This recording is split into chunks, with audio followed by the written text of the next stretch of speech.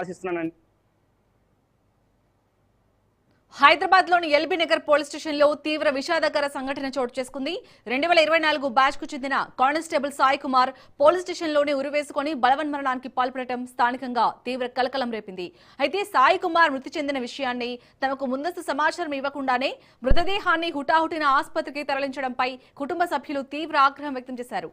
అధికారుల వేధింపులు, విపరీతమైన వర్క్ ప్రెషర్ వల్లే సాయి కుమార్ ఈ దారుణానికి ఒడిగట్టారని ఆరోపిస్తూ వారు పిఎస్ ఎదుట బైఠాయించి ఆందోళనకు దిగారు.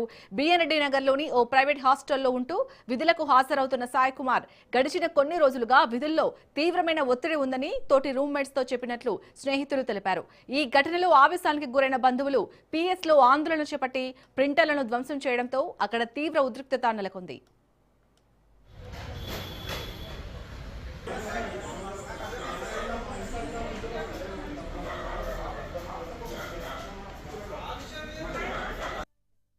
చంపేసి ఆయనని చూపించకుండా కామినీ హాస్పిటల్ తీసుకుపోయినామని చెప్పారు. కామినీ హాస్పిటల్ నుంచి ఉస్మానికి తీసుకుపోయారు. నాకు చెప్పకుండా ఎట్లా తీసుకుపోయారు ఉస్మానికి చూపించినాకనే ఉస్మానికి తీసుకుపోవాలి. చూపించకుండా తీసుకుపోయారు. వచ్చేవరకు తీసుకుపోయారు. వాళ్ళని దాదా వాళ్ళ మమ్మీతో మాట్లాడిండు, మా అత్తమ్మతో మాట్లాడి మంచిగానే మాట్లాడిండు. నిన్న గిట్ట మాట్లాడిండు.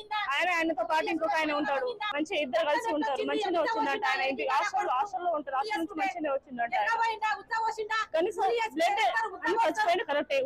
పెట్టుకుంటే కరెక్టే. ఎందుకు బ్లడ్ ఎందుకు వస్తుంది? బ్లడ్ రాకుండా ఉండాలి కదా. బ్లడ్ రాకుండా ఉండాలి.